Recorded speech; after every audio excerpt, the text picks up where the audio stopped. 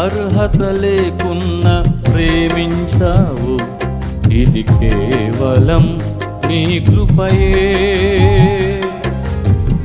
యోగ్యత లేకున్నా హెచ్చించావు, ఇది కేవలం నీ కృపయే. అర్హత లేకున్నా ప్రేమించావు, ఇది కేవలం నీ కృపయే. యోగ్యత లేకున్నా హెచ్చించావు, ఇది కేవలం నీ కృపయే. కృపయే కృపయే నేనేమై ఉన్నానో నీ కృపయే. కృపయే కృపయే